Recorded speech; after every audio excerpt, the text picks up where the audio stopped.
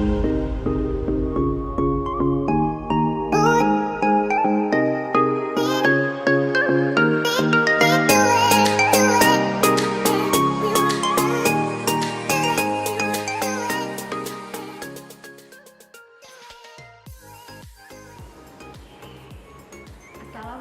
warahmatullahi wabarakatuh. Saya Suci Rizkiatu Nikmah, mahasiswa PPG Daljab 2020, mata pelajaran Bahasa Indonesia Angkatan 1 Universitas Muhammadiyah Malang. Nomor ujian 2020203914. Pada kesempatan kali ini, saya akan mempraktikkan pembelajaran dengan materi teks ceramah di SMK Negeri 1 Cerme, kelas 11 KIP.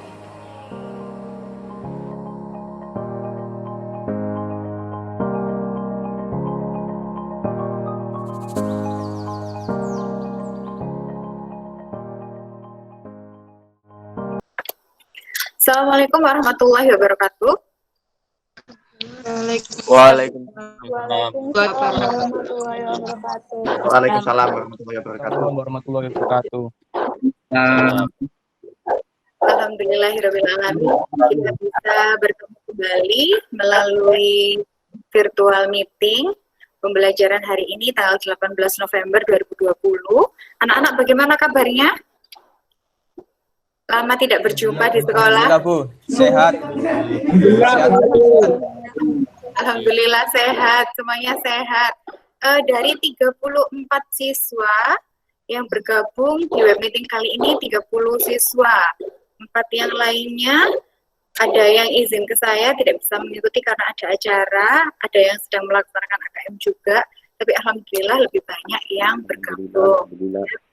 Alhamdulillah sehat semuanya. Kalau Bu Suci amati dari rambutnya yang tampak subur, rambutnya panjang-panjang semuanya.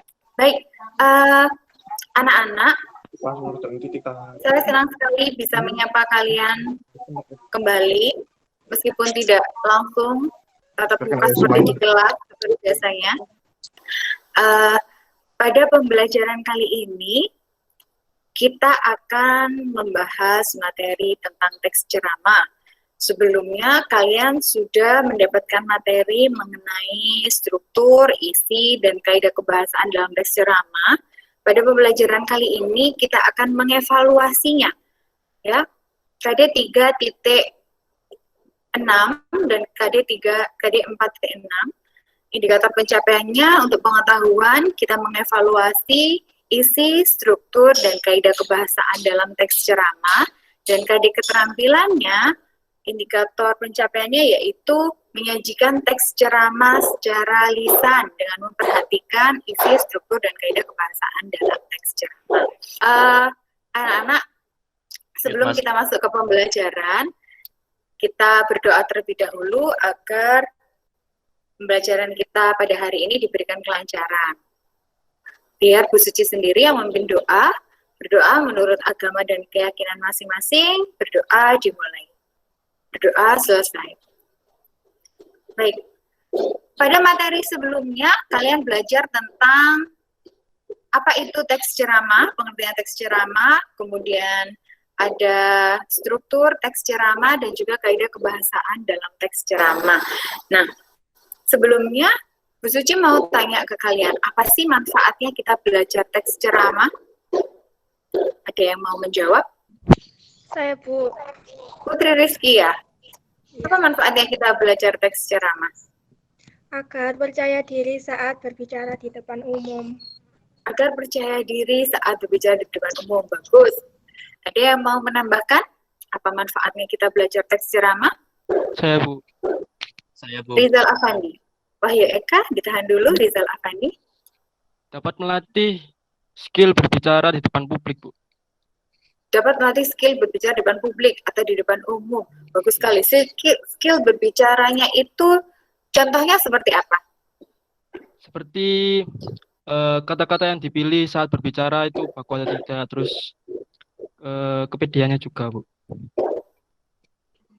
Kepedeannya juga, kepercayaan dirinya juga, dan kata-kata yang dipilih harus sesuai dengan materi materi yang disampaikan ya. Iya. Baik, untuk Wahyu Eka ada yang mau ditambahkan manfaat Ya, belajar Bu. teks ceramah dalam kehidupan sehari-hari?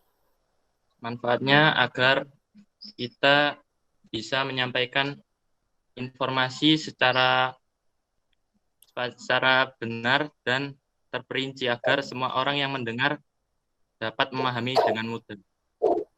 Oh, agar kita bisa menyampaikan informasi secara terperinci dan orang yang mendengar itu bisa memahaminya dengan mudah. Bagus. Jawaban dari Putri Rizky ya, Rizal Afandi dan Wahyu Eka sangat bagus. Jadi kita belajar teks ceramah tidak hanya melatih kita untuk berceramah, ya, tapi ada korelasinya dengan kehidupan sehari-hari agar kita itu terlatih untuk bisa menyampaikan gagasan, ide, pikiran di depan umum atau seperti yang Rizal Afandi tadi bilang di depan publik. Baik anak-anak, untuk pembelajaran kita kali ini di Google Classroom juga Bu Suci sudah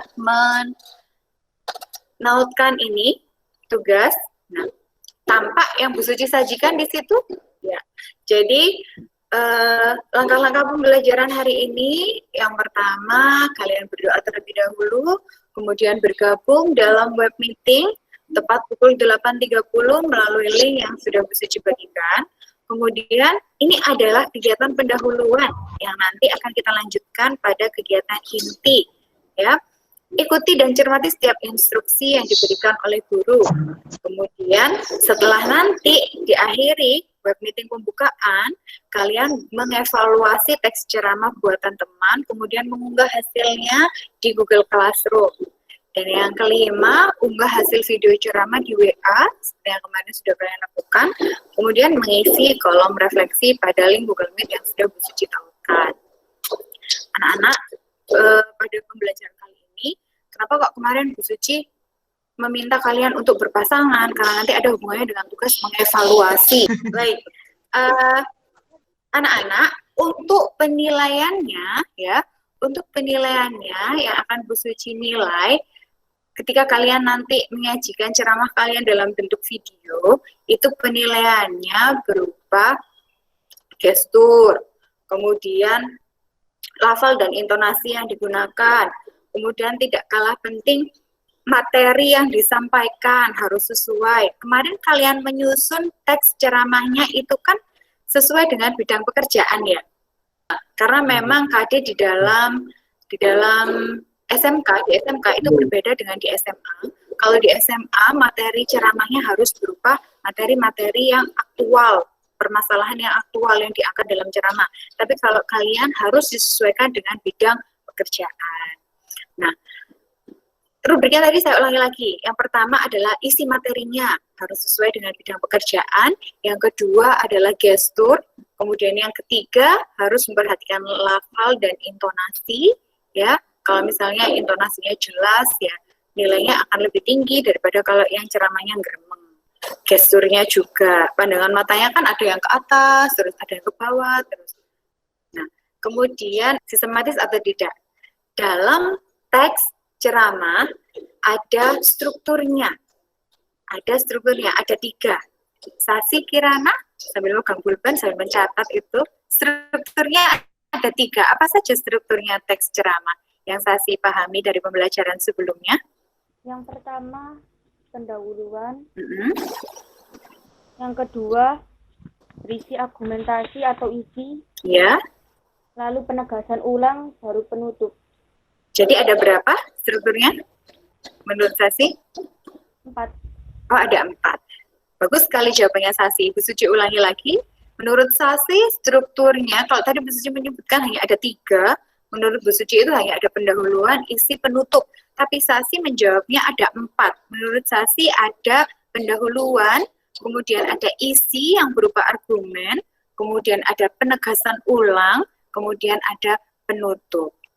Nah, ada nggak yang ingin ditanyakan dari 4 struktur yang disebutkan Sasi tadi? Nek ngono Bu Suci sing takok sekarang. Silakan Rizky Yulianto yang menjawab. Jangan. Takut. Ya, iya. Jangan. Lapo takut kata copot. Tidak. Nah, ayo. Sekarang Bu Suci tanya. Lupaku. Ayo, Tonggonya. Julian. Ayo, sekarang Bu Suci tanya. Biarkan Rizky Yulianto yang menjawab.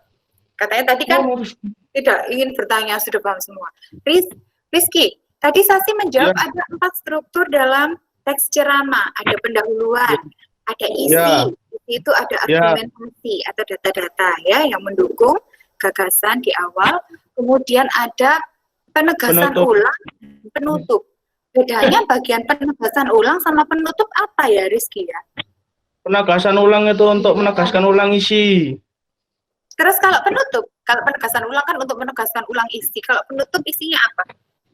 Akhir. Untuk akhir. Untuk Ya. akhir. Akhir dari ceramah, Bu. Untuk salam. Oke, sekarang coba kamu tanya ke Sasi. Sasi, Sasi, apa bedanya penegasan ulang dengan penutup? Kalau penegasan ulang itu biasanya berisi kesimpulan yang menegaskan Kesimpulan. argumentasi yang sudah dijelaskan sebelumnya. Sementara penutup biasanya berisi harapan-harapan atau kata-kata terakhir yang diberikan dari penceramah sebagai penutup. oke. Terima kasih Sasi atas jawaban yang diberikan. Bagaimana Rizky Yulianto bisa dipahami? Bisa, Bu. Kalau Bu Suci mau menyampaikan biar lebih dipahami lagi, kalau bagian penegasan ulang biasanya isinya adalah bagian penyimpulan, ya, penyimpulan. Dari bagian awal gagasan yang disampaikan, kemudian disertai argumentasi, bagian penegasan ulangnya itu berupa penyimpulan atau penguatan. Apa sih tadi hal-hal yang sudah dijelaskan yang banyak tadi, apa intinya? Nah, dijelaskan di situ bagian penegasan ulang. Kemudian penutup biasanya berisi harapan-harapan, bisa juga berisi ajakan, ya kan? Kalau kita berceramah, berpidato, kan ada kalimat berupa ajakannya. Ayolah kita seperti ini. Nah, gitu kan? Kemudian ada salam penutup, itu masuk bagian penutup, tidak masuk di bagian penegasan ulang. Atau biasanya ada pantun untuk menutup akhir pidato, itu juga masuk bagian penutup. Sampai di sini bisa dipahami anak-anak? Bisa, Bu. Bisa. Terima kasih.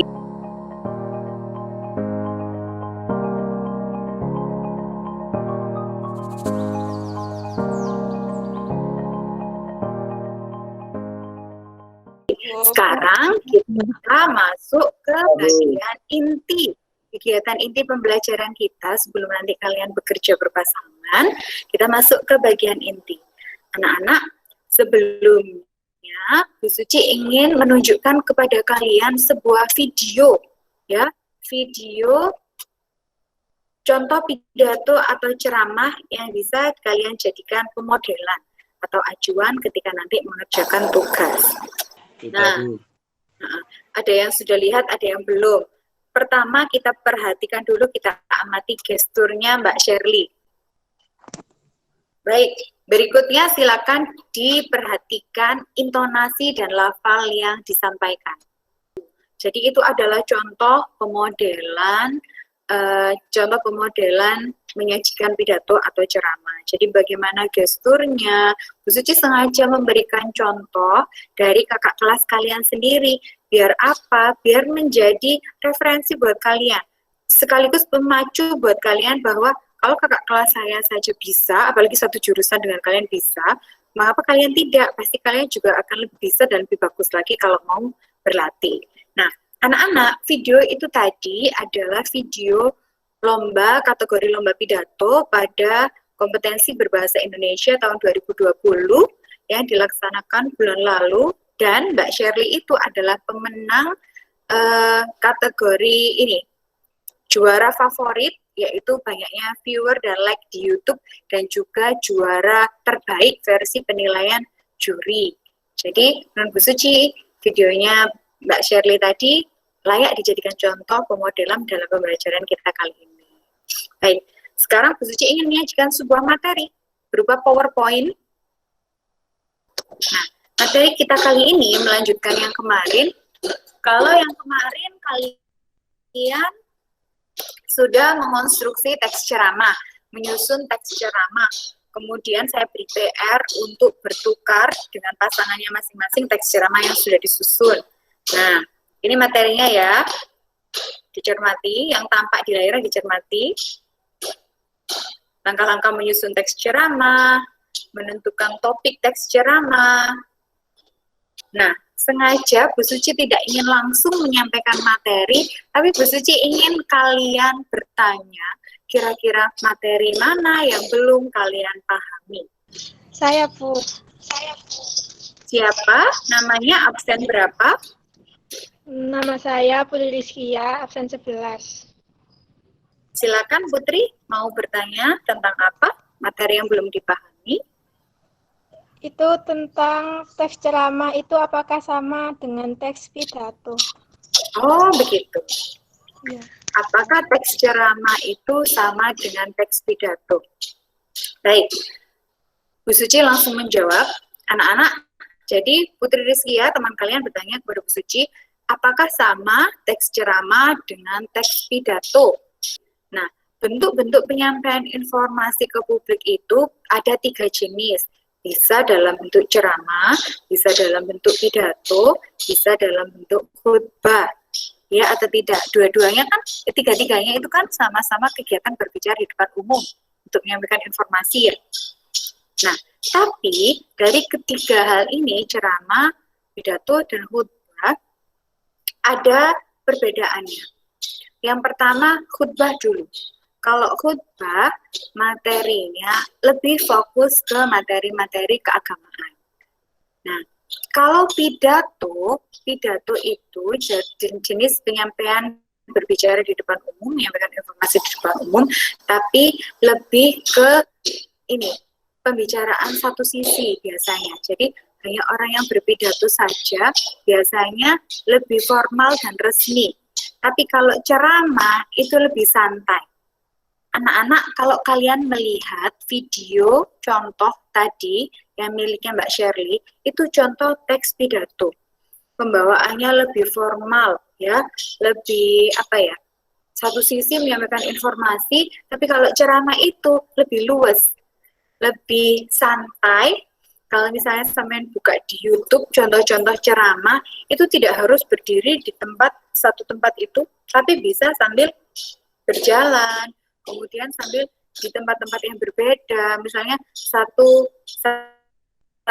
kali take atau pengambilan gambar di depan ruang kelas, kemudian dilanjutkan masuk di dalam ruang kelas, di depan papan tulis, di depan meja siswa sambil berceramah, itu bisa. Kalau ceramah itu lebih luas dibandingkan dengan pidato. Tapi dua-duanya sama, yaitu berbicara di depan umum untuk menyampaikan informasi. Putri Rizkia, bisa dipahami? Ya, Bu, bisa. Oke, Putri Rizkia absen 11. Ada lagi yang ingin ditanyakan? Karena tidak ada yang bertanya, sekarang Bu Suci yang balik bertanya. Absen 18. Raihan hadir. Raihan, bisa dijelaskan metode penyampaian ceramah impromptu dan menghafal? Itu yang bagaimana sih? Kalau yang menghafal, untuk metode menghafal, itu sebelum tampil itu penceramahnya membaca atau menghafal naskahnya dulu. Lalu saat tampil itu langsung ngomong tanpa naskah. Nah, jadi terlebih dahulu menyiapkan naskah, kemudian dihafalkan, baru tampilnya tanpa menggunakan naskah, tapi hafalan ya nak ya. Oke, bagus sekali. Kalau impromptu apa, Rehan? Kalau impromptu atau spontan apa? Impromptu itu langsung menggunakan pikiran yang langsung terlintas kata. Jadi berbicaranya ketika ditunjuk maju langsung berbicara tanpa persiapan apapun. Tanpa persiapan apapun ya. Oke, baik. Bagus sekali. Satu sampel sudah menjawab dengan sangat bagus oleh Rehan. Sekarang Bu Suci akan menerangkan dalam metode penyampaian ceramah yang pertama adalah impromptu atau spontan. Seperti yang tadi dijawab oleh Rehan bahwa metode ceramah yang satu ini yaitu langsung seketika tanpa persiapan apapun. Yang kedua dengan menghafal. Kalau menghafal berarti terlebih dahulu naskah sudah disiapkan, ya. Setelah naskah disiapkan, pembicara ini menghafalkan isi naskahnya dulu. Baru ketika tampil secara hafalan, tidak membawa teks. Kalau membaca teks, yang pertama dia menyiapkan naskah, kemudian ketika tampil berceramah dia membawa teks untuk dibaca. Sedangkan yang keempat, ekstemporan, membawa catatan kecil. Isi catatan kecilnya apa? Isi catatan kecilnya adalah poin-poin penting dalam ceramah.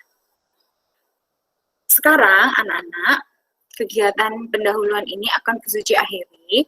Kalian berikutnya akan bekerja dalam kelompok. Nah, bekerja dalam kelompoknya yaitu saling bertukar teks yang sebenarnya sudah kalian lakukan ya. Kalian sudah bertukar teks ceramah yang dibuat teman kalian, kemudian kalian evaluasi isi, struktur, dan kaidah kebahasaan teks tersebut. Kemudian kalau sudah lembar evaluasi itu, lembar kerja yang mengevaluasi itu, kalian berikan ke teman kalian, biar temannya tahu kekurangan dari teks yang sudah disusun apa, biar bisa direvisi teksnya. Nah, kalian sudah mendapatkan hasil evaluasi dari teman kalian. Yang dilakukan berikutnya apa? Kalian bekerja secara individu, ya, menyajikan teks yang sudah direvisi itu dalam bentuk ceramah secara lisan. Direkam dalam bentuk video, nanti videonya diunggah di WA group. Bu Suci akan mengunduh di situ. Sedangkan LK, lembar kerja hasil evaluasi teman, nanti diunggah di Google Classroom. Baik anak-anak, silakan kalian bekerja ya dalam kelompok berpasangan tadi, tapi tugasnya tetap individu. Kemudian merekam videonya juga secara individu, kemudian diunggah. Ya, waktu 40 menit silakan dikerjakan. Setelah itu kita bertemu lagi dalam web meeting pukul 10.00. Kegiatan pendahuluan ini Bu Suci akhiri. Silakan bekerja, mengerjakan tugasnya, menghasilkan produk yang bagus. Kita ketemu lagi pukul 10. Bu Suci akhiri. Assalamualaikum warahmatullahi wabarakatuh. Waalaikumsalam warahmatullahi wabarakatuh.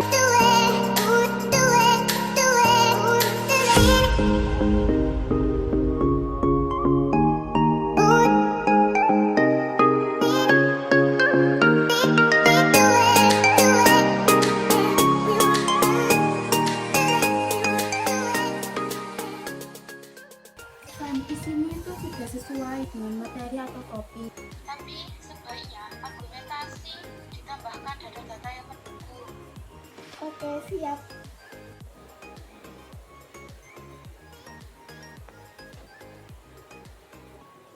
Ini hasil reviewku ya.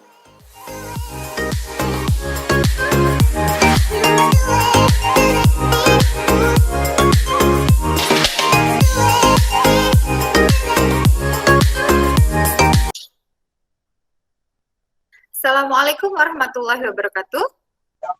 Waalaikumsalam warahmatullahi wabarakatuh. Alhamdulillahirrahmanirrahim. Ketemu lagi di kegiatan penutup. Bagaimana tadi kegiatan mengevaluasi teks dan juga menyajikan teks secara lisan? Apakah ada kendala? Insya Allah tidak. Tidak ada. Iya, alhamdulillah. Baik, anak-anak, tadi kalian sudah bekerja dalam kelompok berpasangan, dua orang, untuk saling mengevaluasi teks ceramah, dilihat dari kelengkapan isi, struktur, dan kaidah kebahasaan teks ceramah. Setelah itu, kalian kembalikan hasil evaluasi itu kepada teman kalian, agar dijadikan sebagai acuan untuk merevisi teks ceramah sebelum disajikan ceramahnya dalam bentuk lisan. Baik, dalam mengevaluasi teks ceramah, adakah yang mau menyampaikan di sini hasil evaluasi terhadap pasangannya masing-masing? Siapa yang mau menyampaikan hasil evaluasi teks ceramahnya? Bu, saya mau menyampaikan evaluasi. Siapa ini? Wulan Sari? Ya, Bu, Wulan Sari, absen 31. Wulan Sari, absen 31. Silakan Wulan, bisa disampaikan. Wulan berpasangan sama siapa? Putri Diana Agustin, absen 10. Oke, silakan disampaikan hasil evaluasi teks ceramah yang dibuat oleh Putri Agustin. Menurut saya, teks ceramah Putri Diana Agustin strukturnya sudah bagus, sudah lengkap. Ada penambahan, isi, dan penegasan ulang. Tetapi di bagian penutup tidak disertai dengan kesimpulan, Bu. Tidak disertai dengan kesimpulan. Putri Diana begitu tadi hasil reviewnya seperti yang disampaikan Wulan, hasil teksnya. Iya, Bu, benar.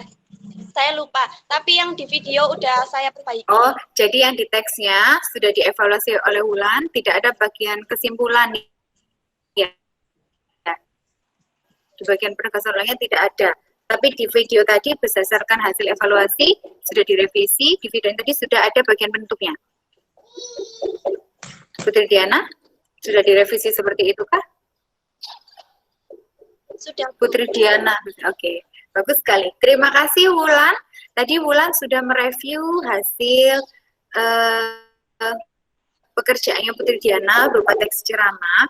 Jadi pada teksnya Putri Diana tadi tidak ditemukan adanya penyimpulan, padahal strukturnya sudah ada semua antara pembuka, isi, penutup. Cuman penyimpulan di bagian penegasan ulang itu tidak ada. Kemudian Putri Diana sudah merevisi dan dalam videonya sudah disertakan bagian penyimpulan penegasan. Nanti akan Bu Suci cek videonya ya ketika menilai. Baik, terima kasih Wulan dan Putri Diana. Adakah lagi yang mau menyampaikan hasil review terhadap teks buatan temannya? Sasi? Sasi Kirana hadir? Sasi, hasil evaluasi teks terhadap teksnya Yuni Arafah bagaimana? Sudah dibaca teksnya, Nak? Sudah, Bu. Bu Suci ingin Sasi menyampaikan hasil evaluasi, hasil review terhadap teks yang sudah dibuat oleh Yuni Arafah. Boleh disampaikan hasil reviewnya? Untuk poin-poin di bagian isi yang dibuat kurang penjelasan lebih mendalam pada materi yang akan dijelaskan sehingga kemungkinan para pembaca kurang paham. Untuk strukturnya urut dan lengkap, namun pada kebahasaan ada beberapa bahasa yang kurang jelas. Bahasanya kurang bagaimana? Ada yang kurang jelas, kayak kurang nyambung. Oke, jadi seperti itu hasil reviewnya. Ada saran atau masukan agar lebih bagus lagi hasil karyanya Yuni Arafah? Ada pada bagian. Bagaimana sarannya, Nak? Ada pada bagian isi agaknya lebih baik menjelaskan materi yang akan dijelaskan karena yang dijelaskan sangat singkat. Begitu. Bagus, terima kasih Sasi Kirana. Itu adalah hasil review yang disampaikan oleh Sasi terhadap teks ceramah yang dibuat oleh Yuni Arafah. Yuni Arafah, apakah hadir pada pertemuan siang hari ini penutup? Yuni Arafah? Mana Yuni Arafah? Hadir, Bu. Hadir. Iya, seperti itu ya, Nak. Masukan dari Sasi bisa dijadikan bahan revisi agar nanti videonya bisa lebih bagus lagi. Ya, Yuni Arafah menemukan memang seperti itu teksnya? Iya. Ya, terima kasih. Terima kasih Sasi, terima kasih Yuni. Baik. Bagus sekali hasil evaluasi kalian. Nah, ketika Bu Suci lihat LK yang sudah kalian unggah di Google Classroom, selain kalian kembalikan ke teman kalian, LK evaluasi itu kan kalian unggah juga di Google Classroom. Ketika Bu Suci lihat memang banyak sekali hal-hal yang harus diperbaiki. Ada beberapa yang teksnya sudah bagus, tapi ada poin-poin sedikit yang harus diperbaiki. Tapi ada yang banyak sekali kekurangannya, tapi temannya bisa memberikan saran dan masukan. Seperti tadi yang Sasi contohkan, seperti tadi yang Wulan dan Putri Diana contohkan dalam mengevaluasi teks ceramah milik teman. Nah, berikutnya kalian juga sudah mengumpulkan video teks ceramah, video ceramah. Tadi kan teks kalian sudah menyusun teks ceramah, sudah direview oleh teman kalian, kekurangannya apa, sudah diberikan saran, sudah kalian revisi, dan sudah kalian sajikan teks ceramah itu dalam bentuk ceramah lisan. Ketika Bu Suci ngomongnya seperti ini, A, I, U, E, O. Bandingkan dengan kalau Bu Suci ngomongnya begini, I, U, E, E. Oh, tidak jelas, Bu. Jelas yang awal atau yang kedua? Yang awal. Berarti itu masuk bagian apa yang harus diperhatikan? Bagian apa yang harus diperhatikan? Intonasinya, Bu. Suara. Lafalannya. Lafalannya. Lafal. Orang itu kalau berbicara di depan umum Ya, yang diucapkan itu harus jelas. A, I, U, E, U-nya harus jelas. Ojo ngeremeng. Wes ngeremeng, suarane gak banget. Bagaimana informasi bisa tersampaikan dengan jelas? Ya tidak bisa. Ya, jadi itu adalah salah satu hal yang harus diperhatikan ketika akan berbicara di depan umum. Nah, pada pembelajaran kali ini masih adakah yang belum jelas atau ingin ditanyakan? Ya? Syahrul Maulana, mau tanya apa nak? Ya. Anak Untuk wajahnya ya. gestur yang terbaik saat gestur tubuh yang terbaik saat ceramah itu yang paling bagus itu gimana? Gestur tubuh yang paling baik saat berceramah. Bagus sekali pertanyaannya Syahrul Maulana. Baik, ketika Bu Suci mengajar, Bu Suci, kalian pasti ingat nggak kalau Bu Suci ngajar di kelas seperti apa biasanya? Ayo, ketika kelas 10 kemarin, kalau Bu Suci ngajar di kelas ya apa? Gerakan tangannya Bu Suci biasanya cenderung bagaimana? Gini, gini, gini, pasti Bu Suci menggerakkan tangan kan ya? Menggerakkan tangan, jalan ke kalian ya. Nah, salah satu gestur menampilkan gestur yang baik ketika berceramah itu bagaimana?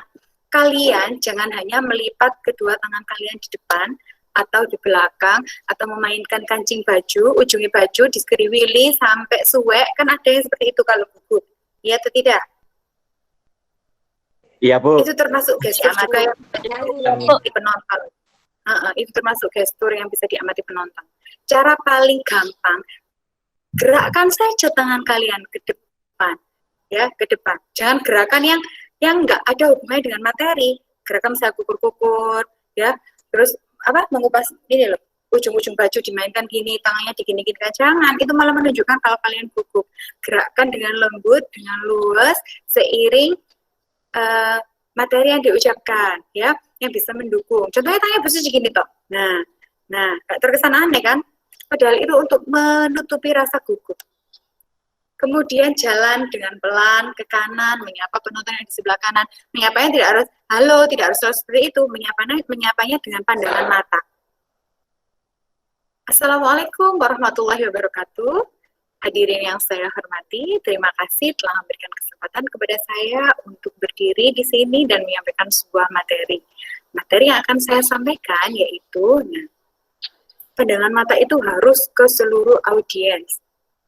Kalau misalnya di pertemuan langsung di dalam ruangan dengan banyak penonton, tangan digerakkan seperti ini, yang luas. Gerakan kakinya, gerakan kakinya ke kanan, ke kiri dengan lembut. Justru akan terlihat tangan sing gemeteran. Ono mau cokok gitu kan ada. Pegang mic-nya isok bergetar ini. Padahal gak ada gempa, gak ada apa-apa, mic-nya isok bergetar seperti ini. Ada kan sore itu? Ada ya? Siapa yang biasanya seperti itu? Ada, Bu. Kadang-kadang. Nah, cara mengatasinya bisa satu pegang mic misalnya, satunya lagi digerakkan sambil gerak seperti ini. Jadi otomatis tangan kita yang gini itu tidak akan terlihat. Itu tips dari Bu Suci. Bagaimana menampilkan gestur yang baik. Pandangan mata jangan hanya ke satu orang saja. Contohnya begini, pidato atau ceramah. Satu orang saja ndok ngarep ikut disawang. Sakno isok semaput sing disawang iku ket mau sampean gak pindah-pindah pandangan mata. Jadi nggak boleh. Jadi harus menyeluruh ke seluruh audiens. Bisa dipahami? Syahrul Maulana? Bisa, Bu. Terima kasih. Syahrul Maulana bisa dipahami nak jawaban Bu Suci? Bisa. Baik anak-anak, apa saja yang sudah kita pelajari hari ini? Sebelum kita tutup pembelajaran hari ini, apa saja yang sudah kita pelajari? Mengevaluasi tes. Siapa ini yang bersuara? Sasi Kirana. Apa saja Sasi yang kita pelajari hari ini? Mengevaluasi tes, menilai Mengevaluasi teks, ceramah secara lisan, terus? serta bagaimana cara menyampaikan teks ceramah secara baik dan benar. Jadi kita sudah mempelajari tentang mengevaluasi teks, dilihat dari kelengkapan isi, struktur, kaidah kebahasaannya, kemudian bagaimana menyajikan ceramah secara lisan, dan juga bagaimana bahasa dalam ceramah yang baik dan benar. Bagus sekali. Nah, itu tadi bisa jadi ilmu buat kalian. Kita belajar teks ceramah, kita bisa menerapkannya dalam kehidupan sehari-hari, karena dalam bermasyarakat kita dituntut untuk mampu menyampaikan gagasan, ide, dan pikiran di depan banyak orang atau ke publik, baik berupa teks maupun berupa lisan atau diucapkan secara lisan. Karena apa? Gagasan dan ide, ketika kalian memiliki gagasan dan ide di dalam pikiran kalian, dalam otak kalian punya gagasan dan ide yang luar biasa, yang hebat, tapi tidak disampaikan, maka gagasan itu tidak akan berarti apa-apa. Sampai di sini bisa dipahami anak-anak? Bisa, Bu. Bisa, Bu. Bisa, Bu. Baik. Terima kasih. Kalau begitu, kegiatan ini bisa kita akhiri, kegiatan pembelajaran ini bisa kita akhiri. Nah, nanti di akhir pembelajaran, silakan kalian buka Google Classroom untuk mengisi kolom refleksi yang sudah Bu Suci tampilkan. Ya, sampai di sini kita tutup dengan doa. Biar Bu Suci yang memimpin berdoa agar apa yang kita pelajari hari ini bisa bermanfaat. Kita tutup dengan doa, berdoa menurut agama dan keyakinan masing-masing. Berdoa dimulai.